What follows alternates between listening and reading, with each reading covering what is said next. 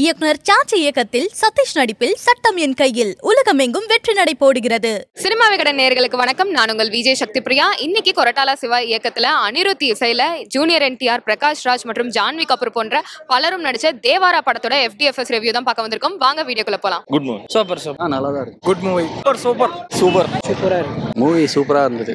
படம் வெயிட். படம் நல்லா இருந்துச்சு. மூவி நல்லா இருந்துச்சு. சூப்பரா இருக்கு. ஓவராலா செம எக்ஸ்பீரியன்ஸ். இது ஒரு ஃபீல் குட் மூவியா தான் இருக்கும். தேவரா காட்டு முக்கப்படம் வேற மாதிரி இருக்கும். எவ்ரிதிங் வேற லெவல். சூப்பரா இருக்கு. ஆக்டிங்லாம் எப்படி இருக்கு? வேற லெவல்ல இருக்கு. முக்கப்படம் இன்னும் அவனுங்க வளரல. ஆர்ஆர் மாதிரி ஒரு சில சங்கதிகள்லாம் வச்சிருப்பாங்க, பயங்கரமா இருக்குன்னு வந்தது. எதுவுமே வந்து இந்த படத்துக்கு வந்து கனெக்ட் ஆகல, ஒட்டல. சூப்பரா இருந்துச்சு. அவர் என்டிஆரோட டான்ஸ் எல்லாமே சூப்பரா. அனிருத் நல்லா ஸ்கோர் பண்ணிட்டாப்ல. பாசிட்டிவ்ஸ் எப்பவுமே லைக் கொரட்டாலா சிவா படம் பார்த்தீங்கன்னா நல்லா மெசேஜ் கொடுப்பாங்க. இதுலேயும் அப்படிதான். ஹீரோ வந்து ஒரு நல்லதுக்காக ஹீல் பி ஃபைட்டிங். அது செம்மையாக இருந்துச்சு. Hero dual role action is superb.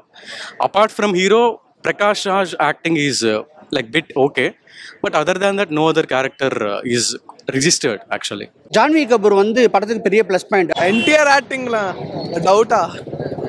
Anirudh BGM starting to ending. Heroine, she didn't have a good character, so normal routine character only. Screen play நல்லா இருக்கு. மியூசிக், அனிருத்தோட மியூசிக் நல்லா இருக்கு. ஸ்ரீதேவியோட டாட்டர், அவங்க பத்தி கண்டிப்பா சொல்லணும். ஃபர்ஸ்ட் மூவி ஆனா பியூட்டிஃபுல்லா பண்ணிருக்காங்க. டபுள் கேரக்டர் பண்ணியிருக்காரு ஜூனியர் என்டிஆர். ரெண்டுமே நல்லா இருந்துச்சு. சைஃப் அலிகான் ஆக்டிங், அந்த ஜான்வி కపూర్ ఆక్టింగ్ எல்லாமே కరెక్టా இருந்துச்சு. ఎన్టీఆర్ యాక్టింగ్ గురించి చెప్పవసరం లేదు.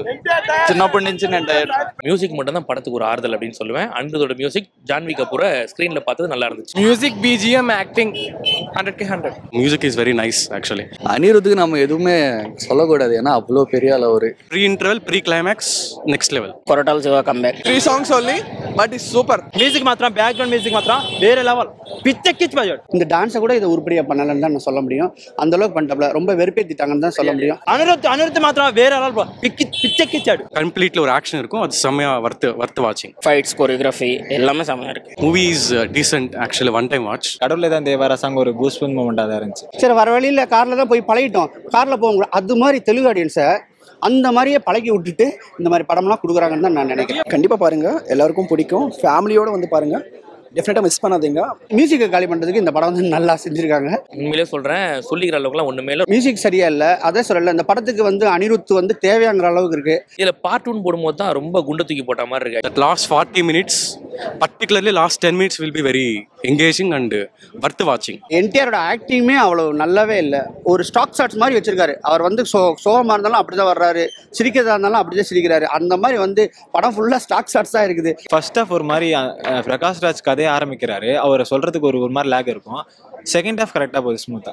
அது லேக்னு தெரியாது, ஒரு மாதிரி ஸ்லோவாக போகிற மாதிரி இருக்கும். ஃபைட்டுன்ற பேருக்கு தான் ஒரு அவ்வளோ ரசிக்க மகள. ஒரு ஃபைட்லாம் பார்த்தீங்கன்னா ராத்திரி ஆரம்பிச்ச ஃபைட்டு காலையில் விடிய வரைக்கும் ஃபைட் பண்ணியே இருப்பாங்க. Weakness will be direction. The writing part I felt quite normal. It's like already we have seen so many movies, so அந்த மாதிரி ரெஃபரன்சஸ் எல்லாம் இருக்கும். But direction is weak. கடலுக்கு கீழே இருக்கிற குண்டை கொண்டு வந்து மேலே போடுவார். அதெல்லாம் ரொம்ப ஓவரா இருக்கும். ஆக்சுவலாக பயங்கர கிரிஞ்சு பண்ணியிருப்பாங்க. நெகட்டிவ்ஸ் எனக்கு எதுவுமே தெரியல. செம்மையாக இருக்கும். பிரகாஷ் ராஜ் வர்றாப்புல, ஆமா மகேஷ் பாபு மாதிரி தான்.